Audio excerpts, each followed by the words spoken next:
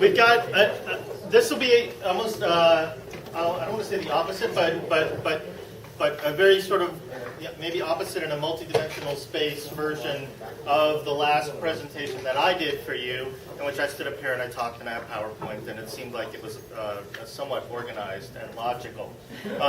This isn't going to go that way. This presentation is the result of sort of a history of this program where, at one point the LTSI, in its early days, was very much all about tools. It was like, here's how you use Photoshop, and here's how you use, and that's what we did. And over time, it evolved to being much more about learning theory and how you structure your class and the hands-on stuff that we've been doing over the last couple days. As a result, everything which is here's the technology that you need to literally get hands-on, here's how you do this and the tool you use to do this, has gotten kind of scrunched into this 1 hour and a half bit. So instead of doing a presentation in any kind of formal sense, what we're going to do is work our way through a list. So it would be very good for you to follow along. So if you go into Nika and you click under the presentation resources for today, you will see there is a link to a Google document. I'm going to give you a second to get to that because I just want to make sure you get to that. What I suspect is going to happen is that some of you are going to be totally into what we're talking about and just following the bits and pieces, and others of you are going to tune us out at various points and just follow the document and look at the things that you're kind of into learning about and ignore what we're talking about up here. We are not, as I said, going to be presenting in any formal sense. We're going to go through this document and say, this is what this is what this is. We're going to demo a couple of things that we think are really important in some sense. Let me switch this back, sorry. So the way the document is organized, it should look like this: resources and links for the LTSI Social Media and Technology Tools talk. Is there questions? If you can't get to it, raise your hand and one of the LTSI people will help you find it. So this is a document we put together overall this time?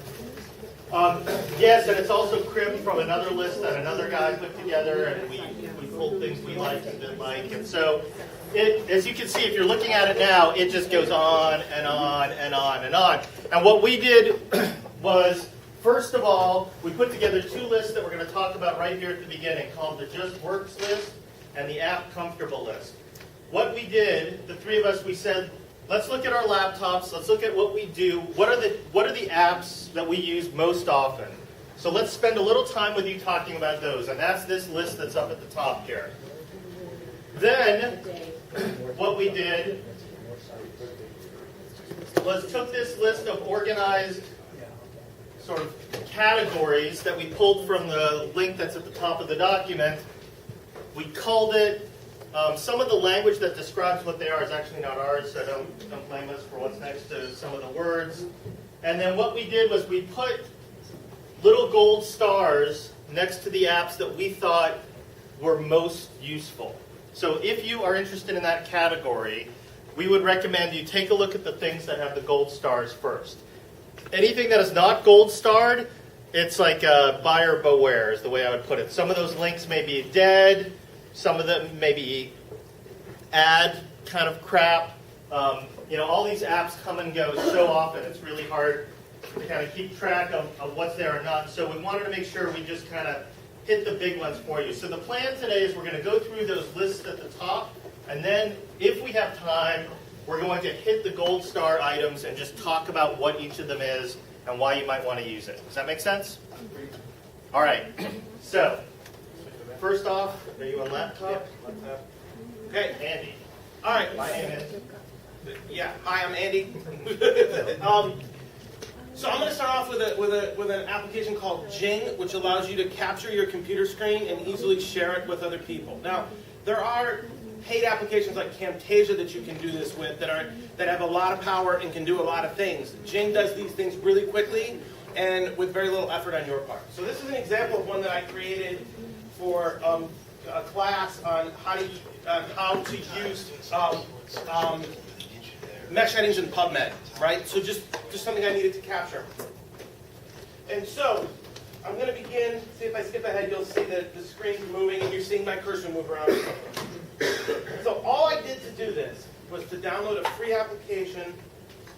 I just went to the link on your thing, jing.com, or you Google Jing.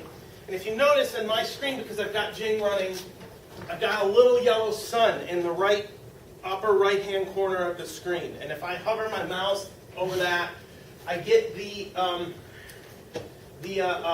little crosshairs. And you see these little crosshairs here? I just click on that, and it gives me this where I can select the portion of my screen that I want to capture. And I just highlight it. Right? And then I click here on capture a video. Here on the bottom, it looks like a little movie reel. I go, it's going to count me down. 3, 2, 1. Okay, now I'm capturing my screen. So if I were to go back up to here and go to Google, right? I've captured all of that as it changes to LTSI 2013. Of course, I didn't hear. Learning Technology Summer Institute. Okay, and then when I'm done, I click stop. I click finish. It's going to do this. It's going to say, I'm going to call it LTSI 13. I give it a name, and then I click on this button, share via screencast.com. It's going to do this. It's going to prepare to upload.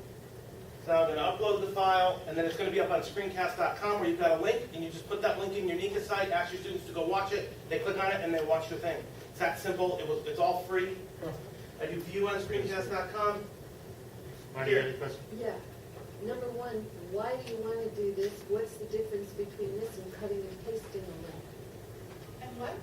Well, no. I actually captured my screen. It created a video of what I was doing on the screen. So if you want to show students something that is on your screen, you want to show them a video, a picture, you want to show them how to do something. You want to demo something that you would show something on a projected screen to your students. Video. This is capturing all of that as a video, putting it online and making a link to it so you can send your students to watch what you do on your screen in a recorded way. And in fact, There's no limit to how much you can do. there's a 5-minute limit for free. If you give them money, you can do more. You can do more with it. But for free, I just try to think in 5-minute chunks, man. I figured that works. 5 minutes is enough. Any video like this shouldn't probably be any longer than 5 minutes. People tune it out after that anyway. Just chunk out your stuff into 5-minute pieces. And in our list kind of way of doing this, I just want to be clear, we're not trying to show you literally how to do what he's doing up here. We just want you to kind of note that looks cool so that when you break up later, you can spend some time with your consultant really doing it. What was the question? I didn't hear. So what Marty was asking was, why would you want to do this? Right? And the answer is, if most of what we all do in a classroom is showing our students something that's on the screen, it might be a PowerPoint or it might be a website or a video, this captures all of that and saves it as a video. So for asynchronous viewing of our content, this is really useful. Jing, the paid version, I think is what, $20? Not much. So even the paid one that has the unlimited length, Steve, is like $20. And the alternative to it, if you look under the app, the lower part of your list, the app Comfortable, there are 2 links, one to ScreenFlow and one to Camtasia. ScreenFlow and Camtasia are the more high-end versions of that. So they cost a little bit more, but they do a lot more. So you can annotate the video, and you can zoom in on things, and you can do some actually pretty cool high-end stuff. You don't need to be a programmer. I mean, if you know how to use, any kind of video and photo editing applications, you can do Camtasia and you can ScreenFlow. Camtasia and ScreenFlow. On the left side. They're on the second list that's there that says App Comfortable. They are sort of the App Comfortable version. So Jing is for someone who just wants it simple, easy, doesn't want, is not really comfortable with apps a whole lot. If you want to get deeper, use ScreenFlow or Camtasia. ScreenFlow is Mac, Camtasia is PC. Yes? When I show my students something on the Common Core standards, I want to show them the main screen, and I want to click on it and show them the next screen and the next screen. Does this do that? Yeah. It That's captures, why I click through. if it's on your screen, it captures It's it. capturing whatever you're doing on your screen. It captures all of it. And the main advantage of this over Camtasia is that this does the hosting too. It's like you don't have to worry about where the file's going. It does. It puts it online for you. I use it for quick and dirty things. Sometimes when I'm sitting on the reference desk, if I need to show somebody how to do something and they're on the phone or they're on chat, I'll just really quick make a video and make them within like 2 minutes. I can just create these videos and throw them up. Can you break out with you? Yeah, I'll show you how to do that. Yeah. Can you put audio on it? Yeah, I was talking. It records your voice. It uses the Yeah, microphone. sorry, I think I didn't take an audio. Yeah, the audio in here is not working, so we're trying to get these speakers going. Yeah, it'll record what you're saying or what's on the computer even, too. I know, it's awesome. Yeah, I'm sorry, there's one question that we were holding on. Can you upload that to YouTube so that you get the closed captioning? Because it's got to be No. ADA compliant, right?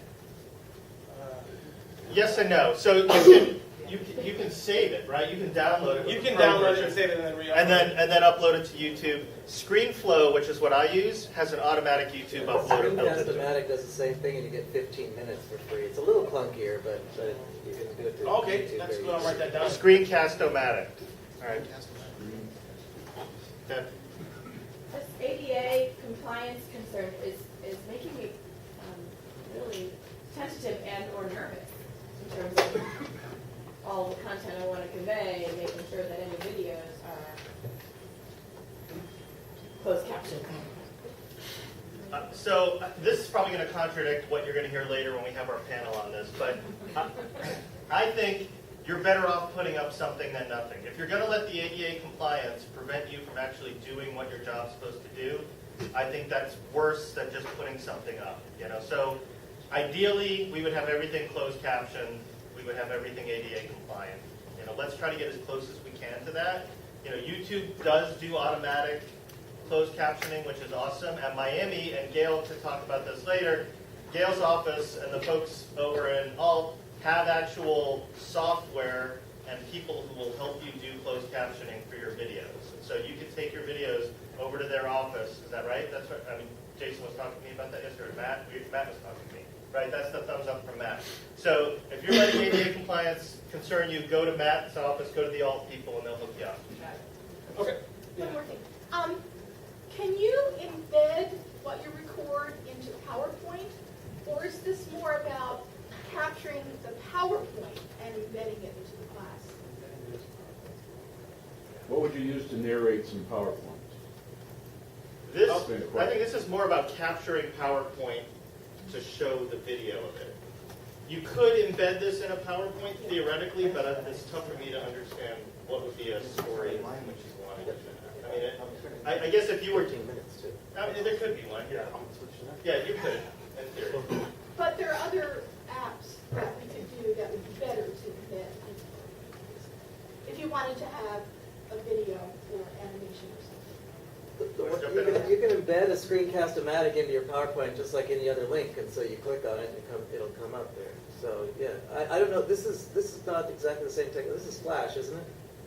Yeah, this is creating Flash videos. So yeah. that sometimes causes trouble with something. It does cause trouble. The regional people said that they didn't like us to use Jing because it's not as good. All right. They had trouble with it. So they suggest Screencast-O-Matic, but that's just their. Add that to the list. All right, so we have a huge list. We got through one, so I'm going to go really fast, okay? Jing is for capturing your computer screen and voice. SoundCloud.com is for recording audio only, okay? It's a website. It's also on all of your mobile devices, okay? Create an account on SoundCloud. You have to go through that whole process. There's an upload button. Then you see a record button. You hit record, and then you start recording. Hi, I'm Jason. I'm recording this right now. Hit stop. Upload your recording. You give it a title. You can give it a tag. You can give it a type. Give it a spoken. You can make it public or private. I would recommend, since if you are going to use something like this, if you want to use little bits and pieces of audio in different types of formats in different parts of your class, you can enable downloads. Then you can download this audio file as a WAV file and then embed it elsewhere. So I'm just going to enable that. Save.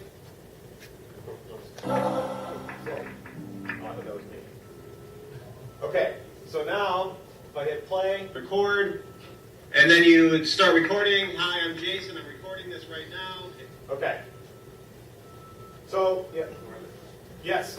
Once you download this to the cloud, can you erase it? I don't want some of my assignments up there for all eternity for my counseling class.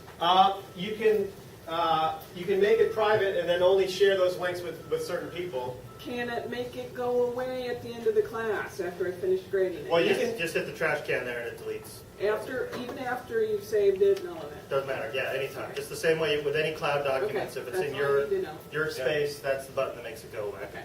This has a share button. When we talk about social media, all these things are relatively connected. You can quickly share it to all these social networks. You can grab a widget and embed it like you would a YouTube video, or you can just download the file and use it elsewhere. And by widget, what he means is it gives you a little snippet of code that you could put inside of a web page, and you put inside of Nika, and it takes that SoundCloud file and literally sticks it inside of Nika, as opposed to people clicking on a link and going out to SoundCloud.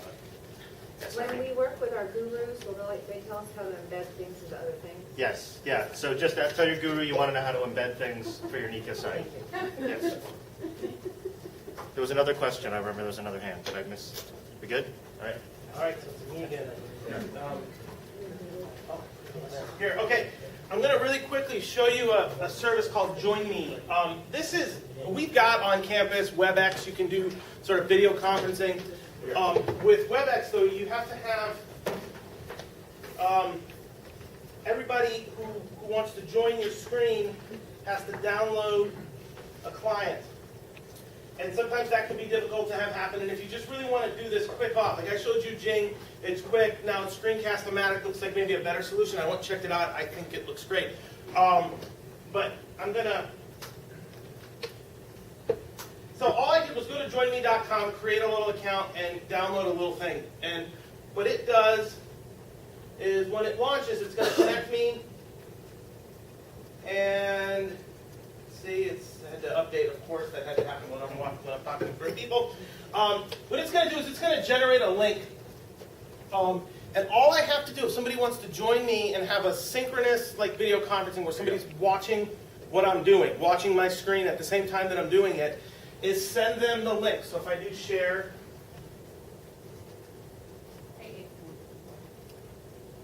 when it does its thing, now you see this link up here on the top that says, join me / can't really read it, but the little link on the top, join me / 952-493-182. If you were to go to there, you would see my screen. That's all you have to do is go to that link. So you just send somebody quick the link. Like if you're teaching an online class and somebody's having difficulty doing something that's related to the computer, and you needed just to really quickly help them through the process, you could just you start up Join Me, you send them that link, they're going to go there, and they're going to see what you're doing. So if you were to go there right now, you'd see my screen. I'm going to leave it running. So it's 952-493-182. I'll write it up here. I'll tweet it or write it up there. So I'm going to let my screen run. And if you have the free version, you're limited to 10 simultaneous users. If you pay them, you get 200. So, and it's not all that much to pay them. We've been using this to answer chat reference questions. So when they get to be complex, like a complex reference question, we'll send them this and then people can see it, which I think is not only applicable to answering library reference questions, it could be pretty much anything. So this is a quick and dirty way to show your desktop computer to someone remotely. You have something on your computer, you want to show it to a student, you want to show it to a colleague, you're working on some research, you want to share what you're doing, join.me. That's all you got to do is go to join.me and you can do that. Then there are more complex ways to do this type of conferencing and relationships. Andy mentioned WebEx.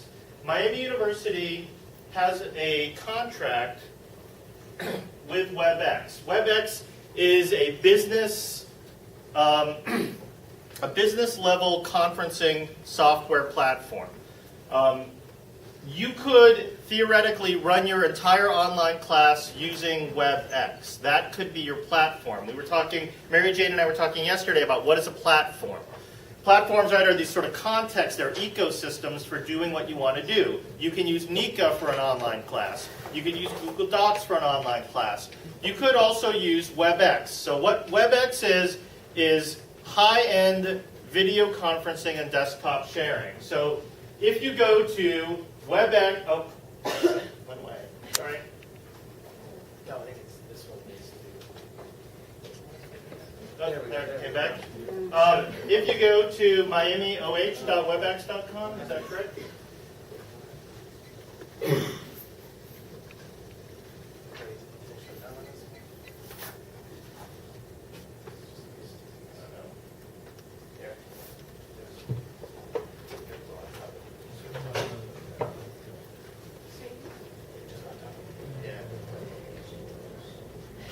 I'm sorry.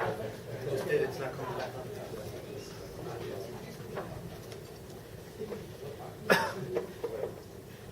There it goes. Awesome. So Miami OH, the link's up there. We also have the link in the document. .webex.com. It asks for your Miami login. You log in with your Miami ID and password, and you can set up a full high-end video conferencing session where you can share your desktop. It's got a whiteboard. It's got file sharing. It's got chat. It records the entire thing. It even has built-in Skype functionality, voice over IP, so you could just use your audio on your computer, your students could use their audio, and you can actually talk to them. So you could have 40, 50, I don't think we have a limit on our WebEx license, although I've never pushed it, but I know you could easily do that many people who are participating in this WebEx session, where you show what you're doing on your desktop, you show PowerPoint presentations, you share files. You can run a distance-based synchronous event using WebEx. We could spend an entire session on that. I put that in the high-end version of what Andy's talking about here, but that's an option for you. What I've just gone on and done here in WebEx was set up an instant meeting. So you can set up an instant class, or you can actually schedule a class. You can work with your guru. They're going to show you how to use WebEx if that's something you'd like to spend some time doing today. Next up, we've got Log Me In. I'm only going to mention it given our time constraints here, but for a lot of us, if we're traveling on the road, we want to access our desktop computer from being on the road. Log Me In is a fantastic tool to do that. What Log Me In lets you do is open a web browser, so you're at a conference, or you got your laptop, or honestly, like you're sitting on an airplane, you pull up your browser, you pull up your laptop, and you type in an address, and in your browser, you will see the screen of your computer in your office. And when you move your mouse, it moves the mouse of the computer on your office. And when you do applications, you see it all within the browser. You remotely control your computer. So you can access your computer anywhere you are, use it, transfer files. It's as if you're just kind of like transporting your computer. And not only that, but it's got an iPhone app and an Android app and an iPad app, so you can run your computer on your iPad, right? And it's like having a little Windows computer. You were going to say something, Dan? So is this like PC Anywhere and Go to My PC? Yes, exact same thing. Log Me In is just like PC Anywhere or Go to My PC. They all do the same sorts of things. But this one does those other apps, though. Yeah, it's not necessarily one over the other. So Log Me In is the link right after Join Me here. That's Log Me In. Log Me In has a free version and a paid version. It just depends how many computers you want to hook up to it. What is my name? Log Me In is super duper secure. It's business grade security. It's HTTPS, all encrypted crap. Yeah. Can you access any program then on your computer, like SPSS? Oh, yeah. If it's a network program that's not actually sitting in your computer? Absolutely. So if you can run SPSS in your office, you can run SPSS on your iPad. Yeah. So what are you putting in the browser to get to your computer?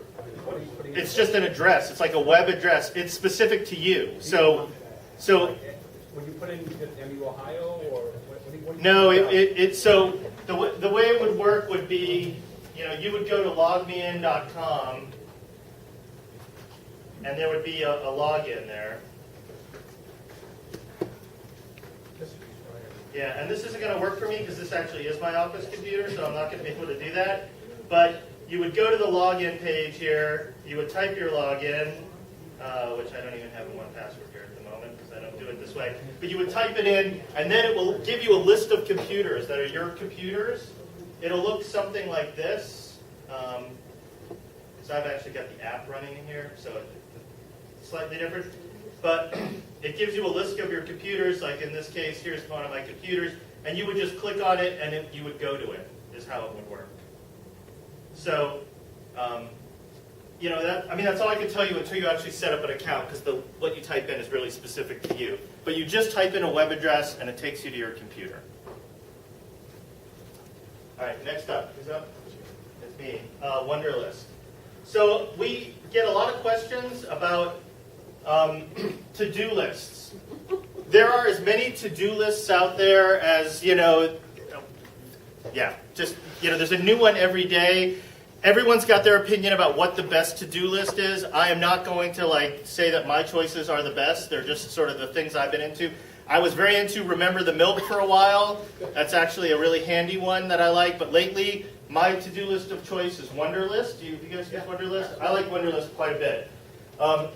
Wunderlist it's just a handy, literally it's just a to-do list. It works exactly like you think. You add things to it. It goes into, you can star things or prioritize them and put them into folders. One of the things I like most about Wunderlist, though, is it integrates really well with other applications. So when you install Wunderlist, you can also install an add-on to your browser so that, notice when I go to YouTube, there's a button here. This is a terrible projector. Believe it or not, that says Add to Wunderlist. So when I go to YouTube, there's now a button in YouTube that says Add to Wunderlist. So when I see a video, I can just click a button, and it actually will remind me and create a link to add it to Wunderlist. Right? So here's the shark and duck video. It's all set, and I just hit save, and it adds it to my list. Or even better than that, the plugin works within your email. So Patricia McNabb just sent me this email. I don't even know what this is about. I probably should pull it up in front of everybody. Anyway, that's to get the milk. But it's all blurry. But notice I got this button here that says Add to Wunderlist. So my Miami Gmail now has a button that says Add to Wunderlist. So when I get an email and I want to add it to my to-do list, all I do is hit that button. It adds it into my to-do list with a link.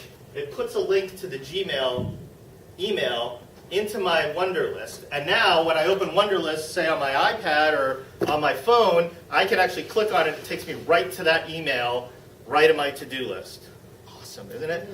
So I love Wunderlist. But there's other ones like it. Happy to talk about those things. Next up, I got one more. All right, 1Password. All right, this is another one that can get kind of more complicated than you may want to go into right now, so I'm going to just demo it fast and quick. In this world of multiple logins and hacks, if there's one security thing that we could argue to you right now, and I would just want to infuse in your brains, do not use the same password for all the websites you go to. Do not use your kids' names, your dog's names, your birthday, your phone number, your address, your parents' name, the school you went to, the street you live on, right? I've probably hit a third of your passwords here in some form or another here, right? Birthdays. These things are imminently hackable. So the thing you really want to do is essentially have random passwords for all the places you go. The problem is, how the hell do you remember them? Because, oh my God, right? I mean, star plus, caret, blah, blah, blah. So there are tools that, honestly, we think are, I think this is an indispensable tool. I probably use this more than anything else we're going to show here today. 1Password is an application that sits on your computer, and whenever you set up a new password, A, it'll create a random one for you, but more importantly, B, it remembers the name and password for every website you log into. So, next time you go back to it, all you have to do is type in your single password, your 1Password, that unlocks the thing on your computer, and it goes and finds your crazy password, pulls it in, and puts it on the website. So for example, if I go to, so Dropbox, which is what I'm going to go to here in a minute. So if I go to Dropbox, here's the login. It's all set for it. do you want to sign in? I click on sign in. I don't know what my password is. I hit a little keystroke thing at the bottom of my computer here. I notice this thing comes up on the left here and it says, do you want the Dropbox password? And I'm like, yeah, I do. And it just puts it in there for me. The reason it didn't ask for my single one password is because I just used this like 30 seconds ago. So if you don't use it for a certain period of time, it actually makes you put that single password again. But the bottom line is you remember a single master password. It remembers all your other passwords for you, and it automatically fills in web pages when you go to them. It syncs with all of your computers, so your home computer and your office computer and your iPhone and your Android and iPad all get synced together. Peter? And if you're not sold on this by this point, I use this. It has features built in that allow you to put secure notes in there as well. So for example, I have the serial numbers for every piece of software I own available here. It allows you to put personal information like bank accounts. Yes. I have VIN numbers for my car. Here are my as well as credit cards, healthcare my checking information. I even have account. copies of my passport with photos. Everything is secure in that same one password, all in one app. And it is probably the most invaluable. I would say, again, I would agree with Glenn, and we hardly ever agree on anything. It'll change your life. It's really handy. It's one of those things that I would say that the learning curve on this is a little bit steep in the beginning because it just seems counterintuitive to the way that we've been conditioned to log in and not. But once you get past that, which is about a day or two, you'll be amazed at how you actually live with it. It's not that like my wife, who is like a total Luddite. She hates everything technology. It literally took her a day, and then she uses it all the time now. And we can do a demo on that later this afternoon if folks are interested, just to see it in depth. Is there, I just have one question. If you use a computer that is not synced with your, say, if you use some random computer, you won't have access to those. Yes, you actually can. There is a way to do that too. Peter, you wanna? What you can do is you can log into one password, and then go in, and you have to manually click on, like say Amazon, click on what the password is, copy that, and paste it in if you wanted to into a non-secure. Yeah, you just go to a website because it actually uploads. All your passwords are kept in this crazy, super secure place, but it's on the web. It's all in the cloud. So even if you're on a random computer, you can log into the website with your single But password. if you do that, it is a few more steps. It can be done, and that's the most important. I'm sure. So you'll see in the links there are 3 things we've got there. We've got 1Password, RoboForm, and LastPass. Those are the 3 most popular. They all do the same thing. They all do, literally, it's the exact same thing. PC people tend to like RoboForm a little more than 1Password. 1Password is a Mac. It seems to be a little more Mac friendly, but and LastPass I haven't used. It looks like it's really good for both. So I think it's 6 of one, half dozen of the other. They all offer you 30-day free versions of them, so you can just try one for free and see if you like it or not, and then ditch. 1Password is actually free up to a certain number of logins, so it's not even a time-sensitive thing. If you've only got like 5 logins, you can use 1Password for free forever. It's once you get to a certain number of passwords you want it to store that you can pay. Awesome. How much is it cost? I think it's $20. It might be less. It says $49.99. 1Password is really $49.99. With 100% money back guarantee. That's gotten a lot more. It's a license. It's not an annual subscription. To me, it's totally worth it. Mike? You can get a lot of free password management functionality out of keychain in macOS and also Google Chrome. That allows you to do password management. You can, but I think one of the things I like about these applications is they sync across all of your various devices too, right? I mean, I agree. You're absolutely right. And in particular, if you're tech savvy, I think those things are. But if you want something that kind of works out of the box, I like the apps. Dropbox. I just show of hands, how many people here use Dropbox? Okay. So super quick. Dropbox is literally a folder that gets placed on your computer. When you put files into that folder, it copies them up into the cloud and puts them on Dropbox's servers, wherever they are in Magic Cloud Land. And then any other computer you have, which also has your Dropbox folder on it, like the one in your house, will get those files copied automatically back down to it. So you can think of it as a cloud-based storage place for your files but also a place in which you have synced files across multiple computers. So if you're working on a paper in your office and you keep that paper in your Dropbox folder, you hit save. When you get home, you open it up on your home computer, it's exactly where you left off in the office. And even better, when it's up there in the cloud, you can hit a little button which will give you a link to that file, and you can send that link to somebody else to see your file. So if you want a piece of music you want your students to hear, you put it up in Dropbox, you grab the link, you send that link to your students, they can all hear that file. Dropbox and Google Drive are the exact same thing for the most part. They're both accessible from your phone, they're both accessible from your pad. One of the things Dropbox does, it actually links with 1Password. So 1Password keeps your 1Password file actually in Dropbox. Dropbox has some really interesting synchronization features that we can talk about. What was the other one besides Dropbox? You said? So Dropbox, Google Drive. yeah, Google Drive, those are the two big ones. If you look further down on our list when we get there, there actually are other competitors that offer more space than Dropbox. So Box.net is one that I like a lot. There's other ones that give you, like A Drive gives you 50 gigabytes of space, if you can imagine that. 50 gigabytes, free, totally free.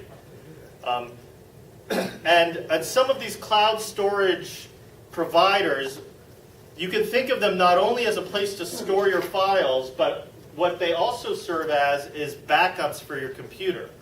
So you can actually set up your My Documents on your computer to automatically back up to these cloud storage places. So if your computer ever gets hosed, you're fine, right? You've backed up the files you need.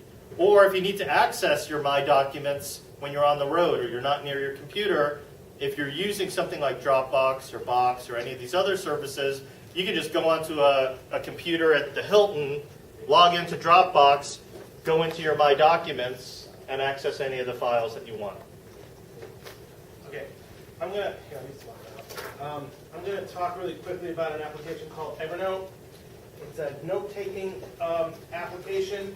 The big advantage of Evernote over other things that you might use is that it syncs between all of your devices. So I have an iPhone. So if I go to a meeting and I launch Evernote on my phone and I take notes on my phone, then when I come home or when I get back to my laptop, I start up Evernote, and those notes that I took, they automatically sync. Those notes that I took are going to be in Evernote on my computer. They're going to be in any place that I go. And this has become really indispensable for me, for note taking. The great thing is that you can do not only text, but you can also add pictures. Like for instance, if I want to take this picture here, this is so if I take this, if I drag it over to Evernote and then I click plus, it puts the picture into the notes, and then I can annotate it. I can add the notes, notch. That's the guy that invented the video game Minecraft, which I'm putting up here because my son I feel very proud that my son wrote his 3rd grade biography project on Notch, which I thought was pretty awesome. I also tweeted him and he tweeted me back, which is why I want to make sure that we get into Twitter, because my son in the 3rd grade was able, this guy's one of his heroes because he loves Minecraft so much, he was able to actually have a little conversation with the guy. So it's like, you get that kind of through Twitter, but I love Evernote because I don't have to worry about where's the file, and this is with notes, and I don't have to worry about having a laptop or something to write with when I walk into a meeting. I've got my phone, I can take the notes on my phone, and then I've got it everywhere else that I go, on the iPad or any place that I want to go. Yeah. Yeah, I love Evernote too. Whenever you're surfing, you just click on the Evernote, Yep. and it just takes a picture of that. It takes a picture of the web page and puts it right in there with a link. You get back to it. You can use it in place of all sorts of things, not only note-taking, but also it's almost kind of a bookmarking app. You can use it that way. Yep. And it makes your online life a lot kind of easier and more seamless. So you see how in his web browser he's got the little elephant button at the top? That means when he goes to any web page, if he clicks the little Evernote elephant button, it saves that whole web page to his Evernote notebook. So yeah, I would advise everybody, this is the one app here that I would advise everybody to just check it out, because it just makes everything work really well. How does it arrange your notes? Like chronologically, alphabetically? You can sort. You can sort them how you want to. Decide how you want Or to sort it. search? Yeah. You name your notebook, so you start up a new notebook and you name it. Like, so when I go to a conference, I'll name it whatever, ACRL 2013, and then all the notes I've got from that conference are in that notebook, and I subdivide and take pictures. You can take a picture off your phone and add it. But it's totally searchable. Like me, I'm, as you might gather by this, very, very unorganized. So like I say I'm going to tag things and organize them, but I don't. But Evernote just, it indexes everything. You just search on a word, and it'll find those notes for you. And what's even cooler is with your pictures, if you take pictures of something that has text, it does optical character recognition of that text. And so you can actually search on a word that's in a picture that you took, and Evernote will find it for you. So if our students are doing this in class, they're actually taking notes on Evernote, is that right? Yeah, it's by far the most popular note-taking app. I'm sure that's what they're doing in your class. Yeah. All right, switching back here. I'm going to talk about Chrome plugin called Awesome Screenshot, but it really is a class of applications, so you don't literally have to use the one that you're about to see here. But one of the things that we get asked a lot in the LTSI is, how do I just capture a picture that I'm looking at on my screen and show it to my students? And this is you don't, and I'll tell you why here in a second. What's the name of it? Awesome Screenshot. Sorry, there we go. So now let's imagine that I am looking at a web page. Here's a CNN story this morning, and there's a picture of Fort Hood, and I want my students to see that thing I found on the web. I can click this button in my browser here that you can see called Awesome Screenshot, capture and annotate. I can capture just the visible part of the page, the entire page I'm looking at, or a selected area. I pick a selected area, I click the capture button, and this comes up. I can actually then make a little arrow, like, hey, look at that. Oh, look at that. And I can put some text on it, like, this is really important here. And I can crop it, because I didn't cut it really well. And I'll crop it like that. And then I'll click done. And then it gives me the option of saving it temporarily onto my Google Drive. Connects with your Google. Save it as a file to my desktop, or print it. I often use temporarily because it's just, what it creates is a 3-day link. So it automatically uploads it to their website for 3 days. And it creates this link here, and then I can just take that link and send it to somebody. Like, oh, here's what I wanted to show you. There's the link. Or you could tweet it and, blah, blah, blah, the whole social media stuff, right? Awesome Screenshot is what's called a Chrome extension. So if you use Chrome as your browser, you can go to the Chrome extension store, which we're going to talk about a little bit in about 10-15 minutes, and you can get these things that modify Chrome, your browser. There's some super, super cool ones, really cool ones. Like, actually, 1Password has one, and a lot of these apps, there's the Evernote Elephant that you saw in Andy's browser is a plugin for Chrome. So this is a Chrome plugin. Whether you use Firefox or Chrome, you can get plugins that do this. Safari does not have is that right? I don't use Safari, so I don't think Safari has an extension store, so you can't do this with Safari, but you can do it with Firefox or with Chrome. And if you just literally go to the extension store and you search on screenshots, there's a lot of different apps that do this. I like Awesome Screenshot, but there are other ones that do it. One of the reasons I like it, we're going to come back to it, is that it's part of Digo, which is a social bookmarking service. So it actually connects up with another thing we're going to show you here in a little bit. All right, last one I'm going to show you here, then we're going to switch over to Jason, is an application called Mighty Text. I'm showing this to you as an example for those of you who have Android phones, because Mighty Text is an Android application. There are versions of this for iPhones and things that your gurus can tell you about. The reason I want to show you this is because I find as a productivity tool, this is awesome. What it does is it takes text messages and it brings them to your desktop. So instead of having to answer text messages on your phone, which you might have to type lots of things and your thumb gets tired, or you don't have your phone with you, or it interrupts what you do, it literally makes it a desktop application. So It's a free thing. I download it onto my phone, and what this is literally doing, and let me see if I can do one here to Lisa. So I'll send a text message to Lisa Santucci. Are you in the back there, Lisa? Yeah. Yo. And I type it, and it gets sent to Lisa. I'll click on her there.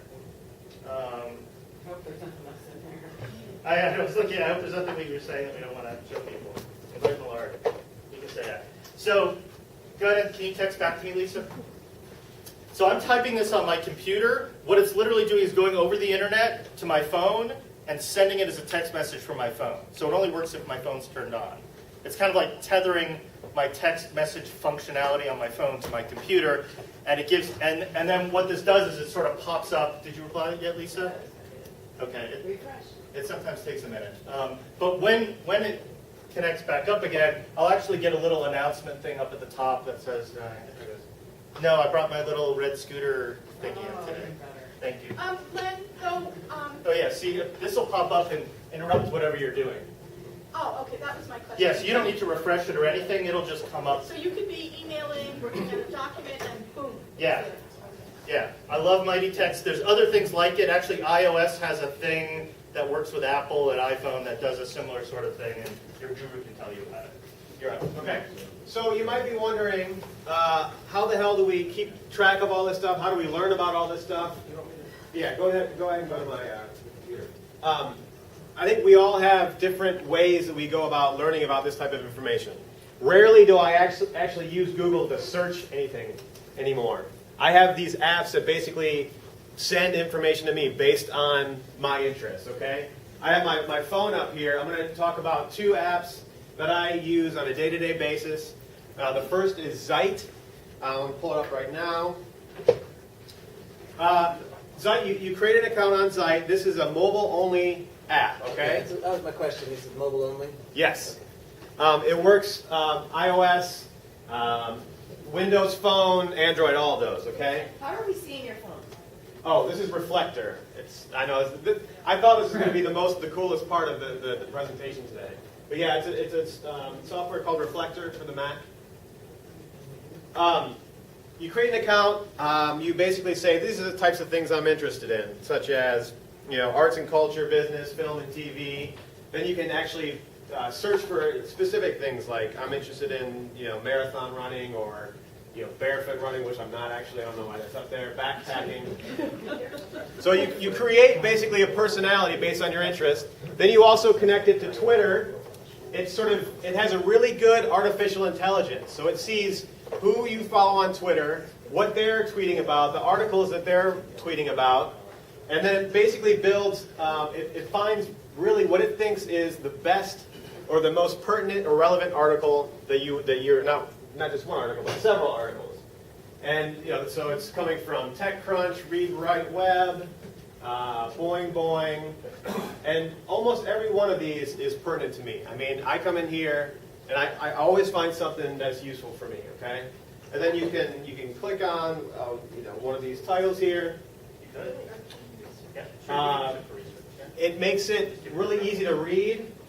And then if I want, what I can do is, this is what I typically do is, I'll tweet directly from here if I want other people to find out about it. I do that every day. The other thing I do is I add to Pocket, which is what I'm going to show you next. Pocket is essentially, we used to talk a lot about a software called Delicious, which was a social bookmarking tool, a way to sort of keep track of everything that you find on the web in a web-based spot instead of just your computer. Well, Delicious doesn't really exist anymore. Digo has taken over in a lot of respects. Pocket is a similar tool, a place to save content that you find on the web. So I just saved that to my Pocket. Let's see here. Let's see if it's already up. As you can see, the real cost of self-publishing a book is now in my Pocket. I can see that on my phone. I can see that on the Get Pocket website. So what Pocket's doing that's different, it may not be obvious how this is different than what he was just showing you with Zeit. Zeit is giving you links to websites. Pocket Articles. saves the article, it essentially downloads a copy of it onto your phone or onto your computer or into Pocket space so that you can read it later. So whether or not that still exists doesn't even matter. It literally saves the article for reading later. So even if you don't have internet access, you can actually read your Pocket articles on your phone or on your computer. And it also optimizes it for looking at it on the phone, so you can make the text bigger. Right, I can change the text size here. I can change the actual font from a serif to a sans serif font. Change background color. Yeah. And make the background kind of yellowish. And then if we switch, I'm just going to quickly switch over to this laptop here and show you. There's an extension, a Pocket extension for Chrome. I'm sure one exists for Firefox as well. So if you find a website that you're interested in, you click on this Pocket button. It automatically saves it to your Pocket. And you can search Pocket, right? You can search for words. So like I'm constantly finding articles, right? You're browsing the web. It's the world of like limited attention span. And so you see articles you like and you don't have time to look at it. You just hit your Pocket button. Later, you go in and you're like, what was that article about, marshmallows? And you just search the word marshmallow, and it finds that article for you, and you can read it. Yeah. Okay. Can you switch over to my computer? Yep. I'm going to show you two related things to that, because they're similar sorts of read it later functionality. We find that faculty really like this, largely because we see things that we want to use for our research, things we want to show to our students, things we don't have time to look at. And we want to capture that, remember to look at it and read it later, and possibly even show it to our students. Or, even going farther, ask our students to find things that are out there on the internet, curate them, save them in some way that they can share them with the rest of the students. The kind of features that we're talking about here are all related to that. So if we take the model that Pocket has one step further, I'm going to show you what's called an RSS reader. So RSS, doesn't matter what it stands for. People argue about it. But what it is whenever you go to a website, there's a little kind of a secret, think of it as like a high frequency message coming from the website that you can't hear and only dogs can hear. That's what an RSS feed is. It's this little thing you can't actually see. And what it's broadcasting is the headlines and the summary of each article on that website.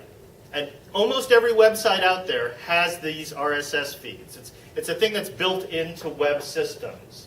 So everything from the New York Times to the journals that you subscribe to the blogs that you follow, they all have this thing called an RSS feed, which is broadcasting the headings and the first bits of all of the articles on that site.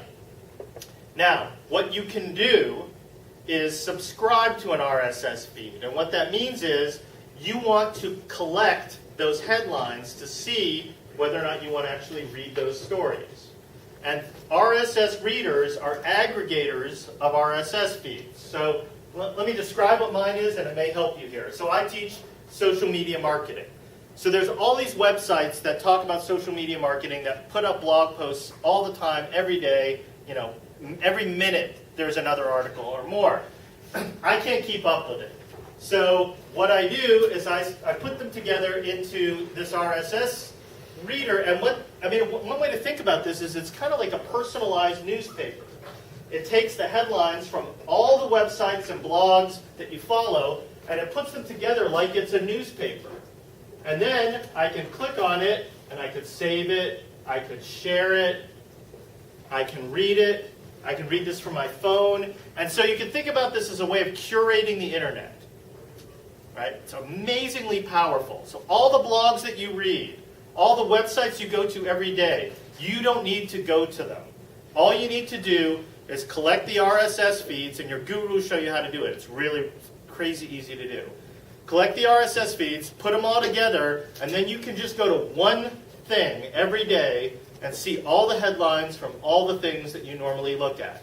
From CNN, the Washington Post, and those things, to, cat blogs, to whatever it is you're into, you curate it. Now, what you can then also do is share those curated sets of lists. So like with my students, I actually have them put together curated RSS feeds on the things that they're researching. So if a student's doing a paper on, the Civil War, great battles of the Civil War, they actually will go find blogs about the Civil War and Civil War memorabilia websites, and they'll they'll find all these bits and pieces, curate it all together, and create a feed of information around that, and then potentially use that. You think of it as like a live bibliography in a weird way, right?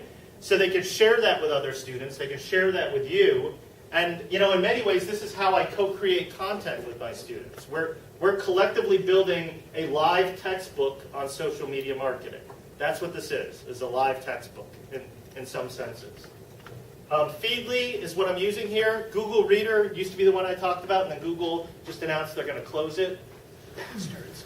And so Feedly is kind of the one everyone talks about, but if you actually go down to the RSS Reader section of the long document there's a bunch of other ones, or at least a couple others that we put out there for you. The other one, can you click the Digo tab? Yes, Deb. Is it predictive, like it will suggest other things you might be interested in? I don't know if Feedly does that. That's a really good question. It should. Yeah. It's Feedly.com and it's a free site? Totally free. Yeah.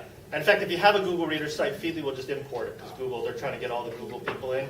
But yeah, you just hit a button and it adds it to Feedly. And then you look at it in your browser, your apps, your phone. Yeah. So how is this different than something like Zeit? So what Zeit does, Zeit is more predictive. Like you say, here are the topics I'm interested in. Pulse is another one. I use Pulse, which is a lot like Zeit. It goes and finds things and thinks you might be interested in.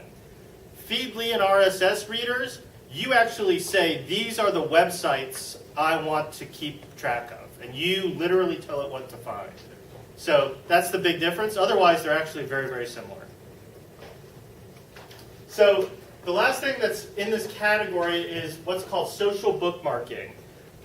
Social bookmarking, the way to think of this is that when you find a website you like and you bookmark it, in Safari or whatever you're using, Chrome, that kind of thing, right? Your bookmarks are there on your computer. You with me? Yes. Okay. So what these services are is a way to think of it is instead of your bookmarks being saved on your computer, your bookmarks get saved to the cloud. And they can be shared. So, and obviously this is an opt-in thing, right? It doesn't share all your bookmarks. So when you sign up to a service like Digo, and in fact Digo has an entire thing just for teachers.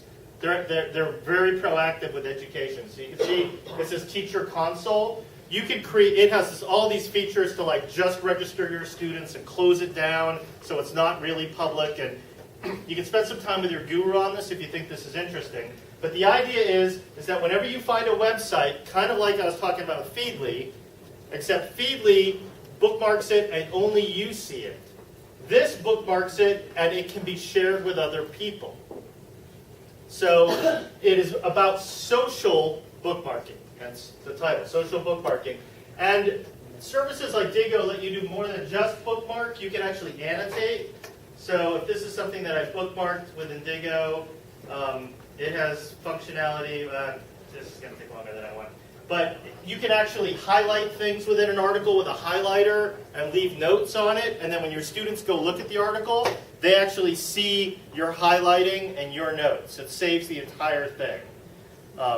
So I think it works really well for the classroom. It's a little clunkier. It's got, I think, a little more of a learning curve than some of these other things, but in that same category. Next up. All right. Yeah, I want to do this super fast. I'm not literally going to show this. I'm just going to talk about it. So, that assignment that you have for your students where you have them kind of assemble their RSS feed, et cetera, the way I do my exams, they have to pull from a number of sites. If I put that in there for them, could I copy like a screen page of that? Do I share my... Let's talk a little about that during the break, because Okay. there's a lot of different options. It can get complicated, but I mean, none of them are complicated. I just don't want to run through it right now. In the interest. But it's possible. Absolutely. All right, we're now into the apps that require more technology part. I'm going to go faster through this, which is, I know, counterintuitive since these are the more complicated things, but just because we can spend more time on this. The first two that I have on there are Jacksta and Audio Hijack Pro. And I'm just going to ask Joe Baisley to just stick his fingers in his ears for the moment while I talk about these two. Just tell me it's academic freedom, Glenn. So Jacksta and Audio Hijack Pro are two apps that I use on my Mac. There are PC versions of them, so don't worry so much about the literal name of the application as much as the category. So Jacksta, as you see, is running here, this app that I bought. Now notice what I'm going to do. I'm going to go to YouTube, and I'm going to run the video of the cat riding the Roomba dressed as a dragon. Okay? So we're going to skip the ad, 3, 2, 1. Skip ad. All right. So I have found this video, and I want to share it with my students, okay? The question we often get is, how can I do that? Notice I can add it to Wunderlist, which is super cool. But you can't download it. At least that's what YouTube tells you. What JAXTA is doing here is grabbing it for me in the background. JAXTA runs. I told you, just cover your ears. It's sort of, think of it as kind of a little filter. So any streaming video from anywhere, any place that streams video, comes into your computer. JAXTA hijacks that and it records it. And so any place that is streaming video, JAXTA will record that for you and download it onto your computer as a file that you can reuse. Awesomely cool. Audio Hijack Pro does the same thing except with audio. So if you're listening to some streaming podcast, if you're listening to some streaming music, which you want to use for academic purposes, it grabs that and it saves it down to your hard drive. There are various applications that do that. Audacity is on all of these computers.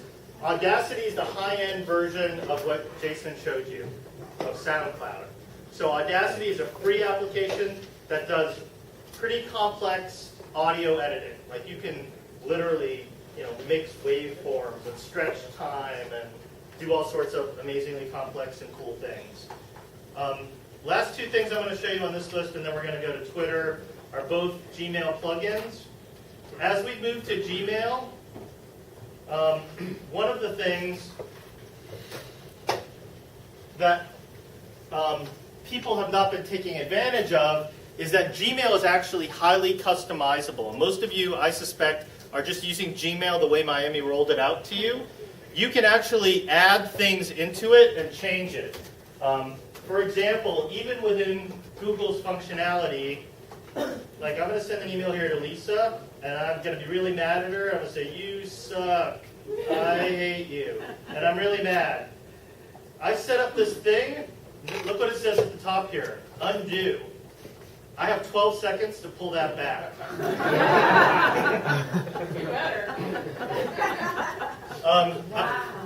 better. Like right after you send it, how many times do you send an email and right after you send it, you're like, oh shit, I forgot to CC someone, or I needed to. You can add that on with your Google preferences, a thing that delays the sending of it and lets you undo it. Under preferences, Right, it's in your preferences. Better do something about those missing grades. Yeah, that's for my faculty, not me. It's my faculty, I swear. So there are two plugins that I use fairly regularly that I like a lot. The first is called Reportive, and I'm going to pick on, I'm trying to find someone who's going to have something useful here. Look what happens when I pull up an email from my student, Ben Parks. Look what's on the right here.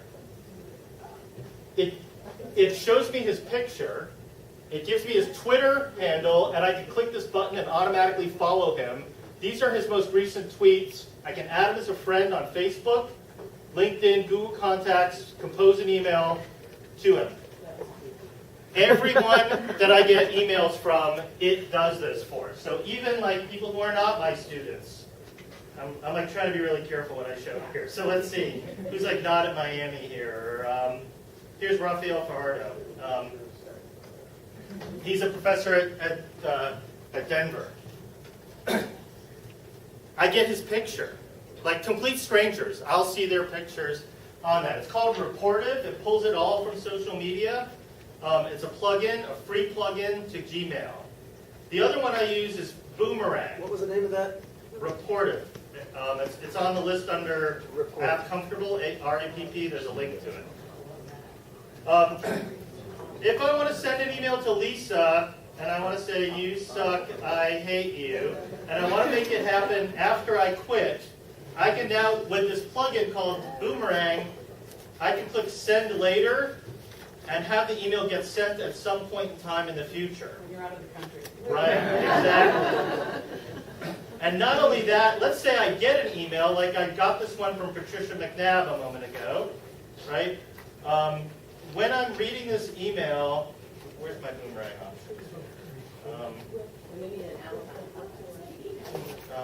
Why does it not come up like that? It usually does.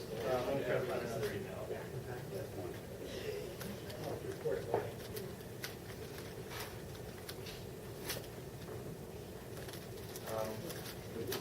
Well, it doesn't matter. I'm just going to tell you what it does because it'll take me too long to find the little buttons. But what it will do, you can track an email to see whether or not someone responds to you in a period of time. So what Boomerang does, it literally boomerangs it back.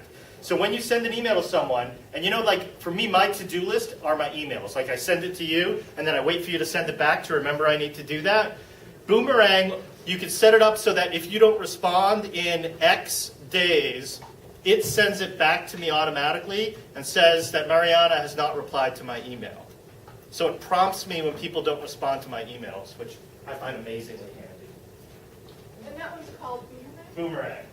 Oh, here it is. I was looking in the wrong place. See Boomerang on the top right there. So if you say send these all at 3 o'clock today, it will you send, can cancel things in between? Yep. Yep, you can cancel it before it goes. So when I'm looking at an email, I can say Boomerang and say, return me to this conversation. Click on that only if nobody responds, or just return me to it no matter what, in a certain period of time. Yeah, there must be. Well, Right, which is crazy handy. Boomerang's great. All right, I think we're ready to talk about Twitter. Yeah, okay.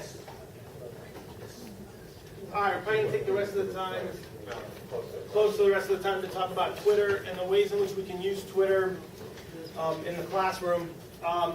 The first time that I was involved in LTSI in 2007, Twitter existed, but barely anybody used it. And as we track this over time, we see our students here. There's been a large increase in the number of students that have adopted Twitter.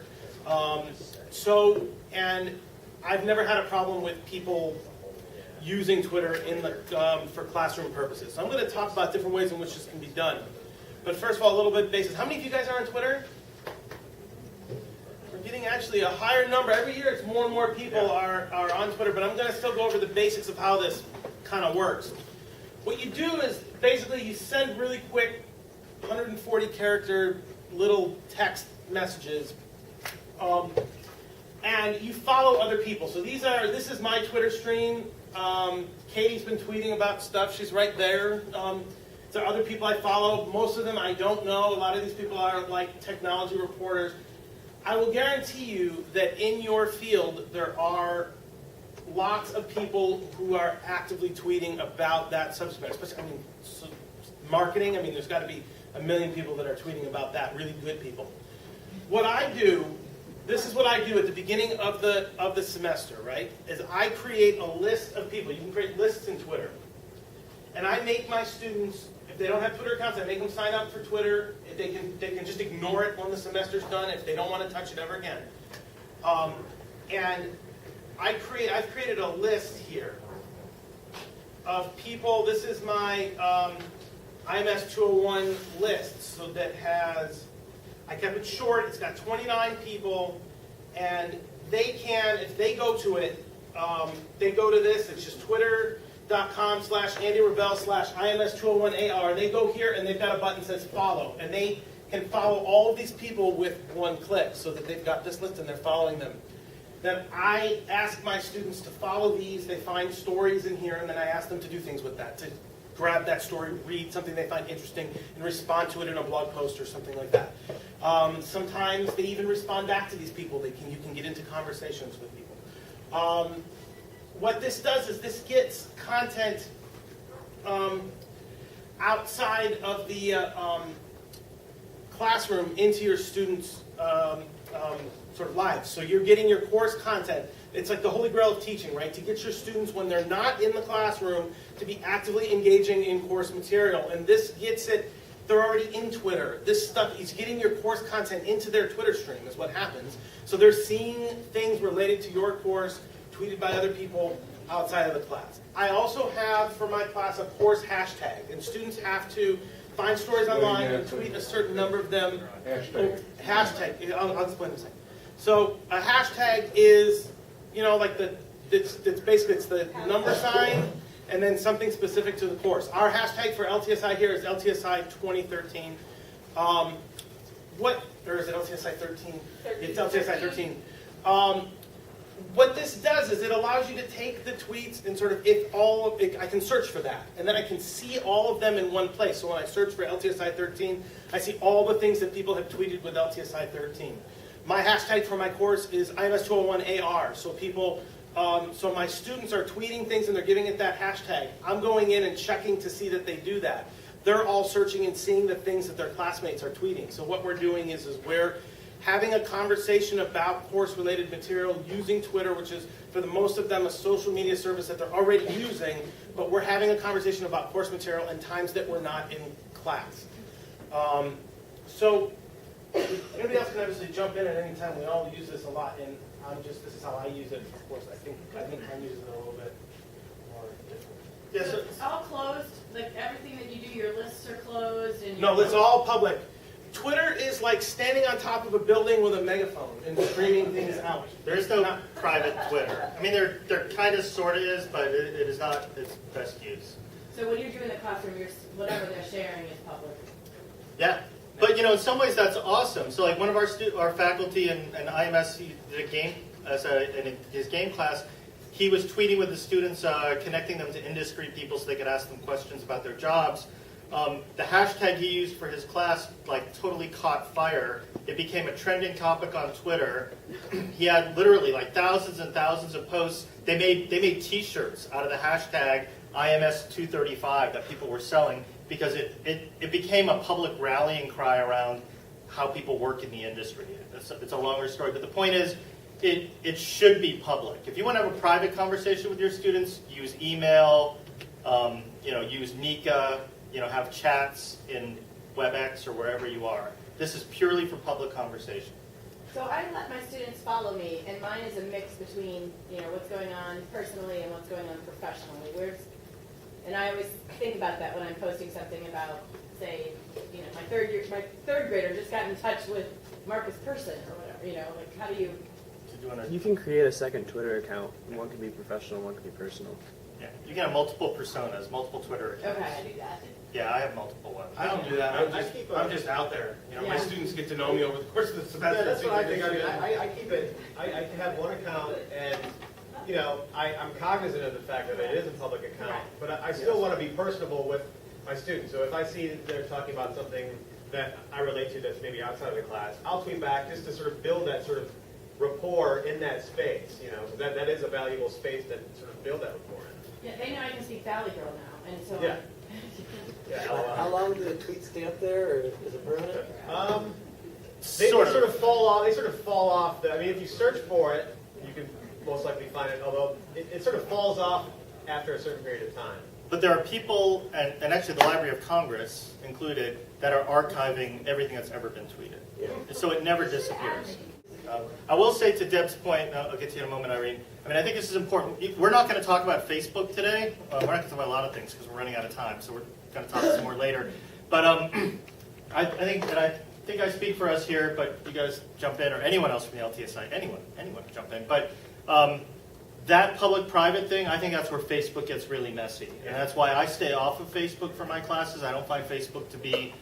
I both think just logistically it's not very productive and easy to use as a classroom tool, but I also think it violates that private-public space in a way that I'm not really comfortable with as far as the relationship with my students and their relationship with me.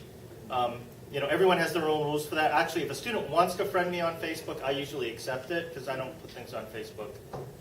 You should never put anything on any of these services you don't want your grandmother to see because someone will find it. It is all findable. It never goes away. But Facebook is just, my problem is more with what I see of them. I don't want to see what they do. I don't follow my students. Right. But I sometimes see things on Twitter. Sometimes my students post, and I'm just like, I didn't see that Green Beer Day tweet picture. I didn't see any of that. But let me just show you, I want to show the listing. I want to follow up on what Andy was talking about. So give me a subject that you all study. Somebody just what's your area? Marketing. Not marketing so easy. We've already done that. Oh, Journalism. data viz? Latin. There's nothing out there. All right. So, give me the name of a famous. Give me a name of a famous Latin scholar, or someone who would be famous. Tweeting. All right. So Greg, Nagy. Okay. I just read an article about this guy's course at, I think I just read an So there are going to be people here. So here's Harvard. Now here's the trick. So I'm finding something where they're talking about Greg here, clearly, and he's got a MOOC team, and they're doing something cool with. So Harvard Classics. Find one person that you want to follow. So let's go to the Harvard Classics page now. All right. This is a little more about them. Here's their page. This is not filling up well here. There's a thing called lists. And I can click on this and find lists that other people have curated that include Harvard Classics.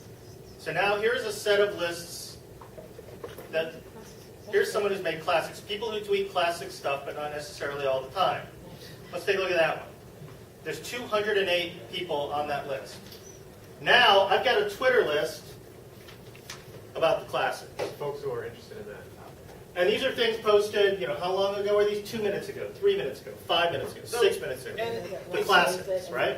I see that subscribe button. You can tell your students to all go there, subscribe to that, and then this stuff gets into their Twitter stream. So as they're reading their Twitter with tweets from their friends, they're going to see stuff about classics right there in their social stream. It's right into their conversation. Right, so the lists are totally powerful, really powerful. You went to twitter.com and you did a search. I did a search. I found one person who I think is going to be on that list. That's the key. That's your little wedge. Find one person, go to their page, see what lists they are on, and then you're going to get the fire hose of all of the other people who other people have already curated and think are similar. But that's the best way to start getting into Twitter. Another trick is to find like an influencer or somebody who is has a lot of cachet, and see who they're following and who's following them. That's also another way to find people and find content. Yeah, so like journalists or that kind of thing, yeah, we could go on. So the thing about Twitter, I have this whole talk I do about how to use Twitter, and the way I always begin it is, the first thing that you should do on Twitter is listen. It freaks people out. They're like, who wants to, I ate a sandwich for breakfast, I don't want to do that kind of thing. You don't ever need to talk on Twitter. When you first get into Twitter, just listen. That is to me the greatest value of Twitter, is listen. Find the right people to listen to, group them together, start paying attention, and what you will find is this becomes the news for you.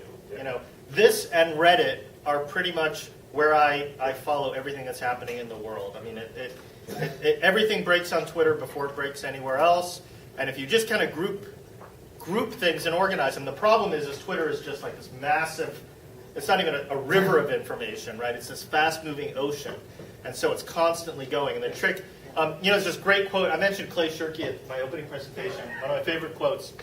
He said, the problem today with all of this stuff is not information overload, the problem is filter failure. That's the problem, right? So any of these tools that you can create that allow filters so you can see what you need to see when you need to see it, that's really a useful tool for you.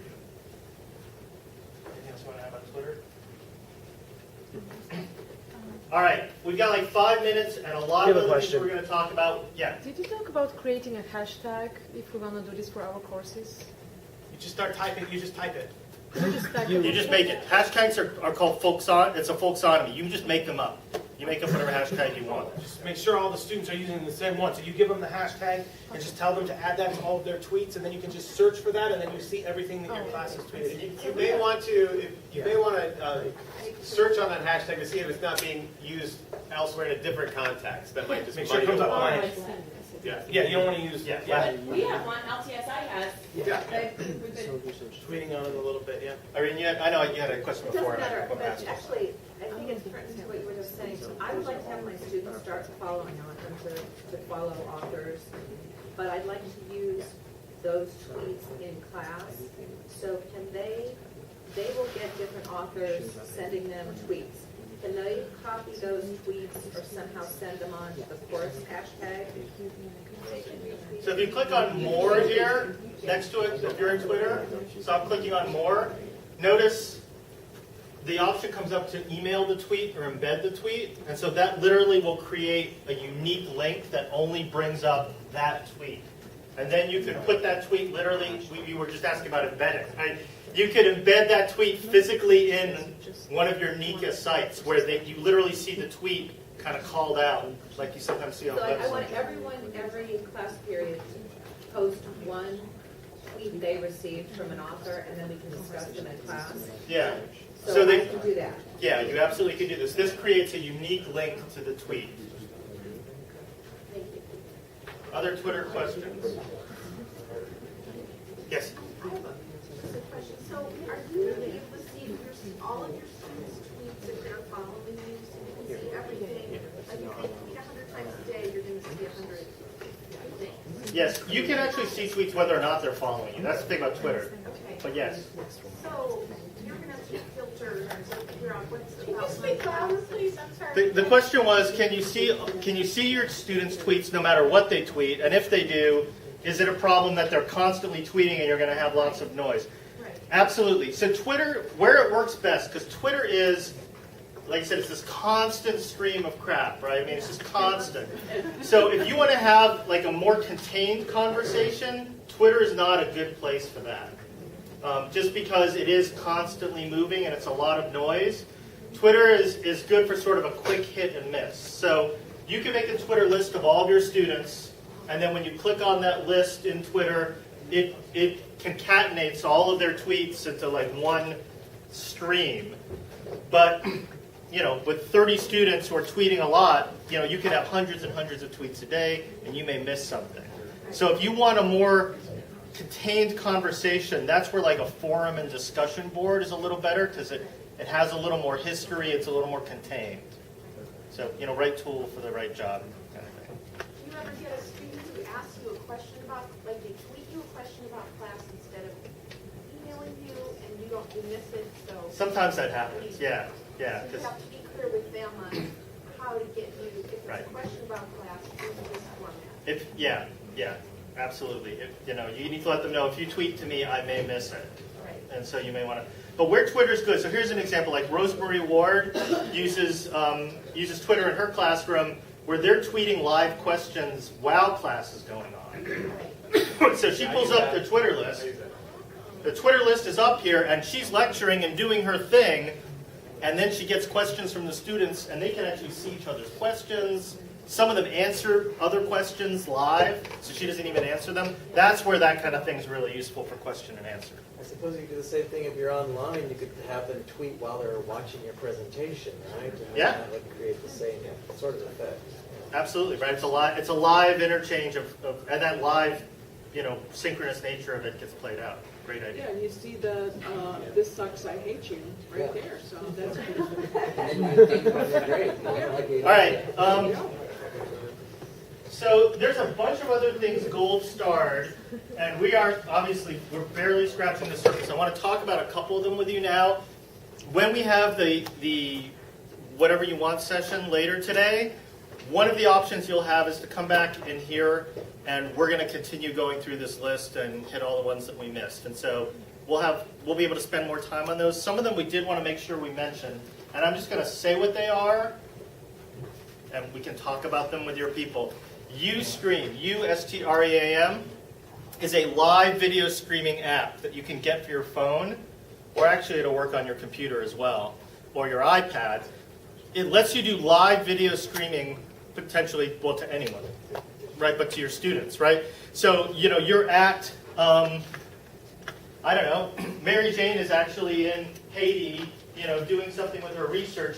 She can pull, assuming the internet is fast enough and everything where she is, she pulls out her phone and she can actually show live video of what she's doing. And her students log on to Ustream and they can watch that live video. Ustream is entirely free. Why you? The letter U, STRAM. What is it under? It's such a long list, I don't even remember. No But E in there? it's in there. It's one of the gold starred ones, Ustream. Oh, okay. That's good enough.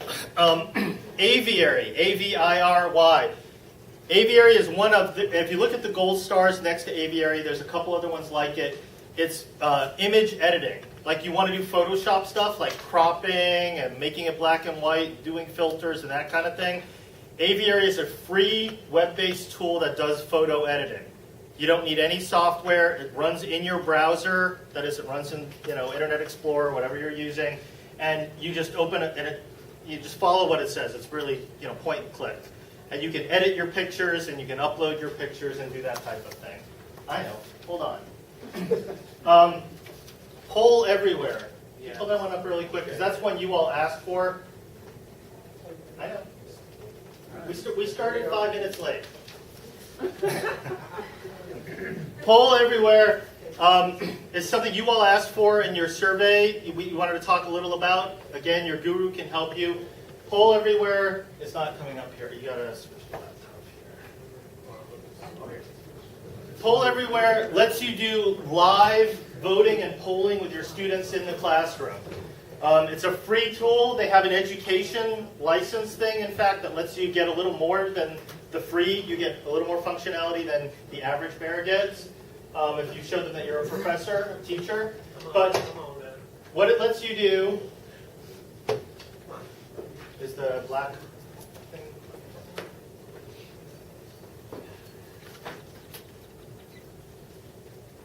There we go. So, you don't need to know anything. It's totally point and click. So Jason set this up. What's been your favorite piece of technology so far? Now, you can reply to this on the website by going to this web address, so right now, or you can text message, or you can tweet. So go ahead and somebody do that. Probably the easiest one is just to go to this website, pollev.com/MUlibrary. But if you have Twitter, you can pull up your mobile device and type in @poll with that number, and then you can type any whatever your favorite piece of technology is. What's that? Yeah, there's a space between it. pollev.com/MUlibraries. Now, he could have set this up as multiple choice. Yep. So you literally just text number 1, 2, or 3 if it's a multiple choice poll. Yep. So it doesn't have to be an open-ended question. You can do all types of polling and questioning. He just did the simplest one here. As people respond, the answers are going to show up live here. Has anybody responded yet? Mine gave me a piece of pie. Yeah. Is there something more than You have to sign in on the left upper corner. Thank No, you shouldn't have to sign in. Yeah. Oh, there it is. There it is. I just scanned Refresh it. the page. You should see it now. There you go. No, I don't. So as people respond, it literally will show up here. Or if you do a poll with choose number 1, 2, or 3, it'll have a bar chart here that gets live updated, showing you how the voting is occurring in real time. What did it say? Sorry, so where is it? Oh, bingo. I'll show you a quick. I'll stop the first. Actually, going to stop the poll now, and I'll show you a quick multiple choice.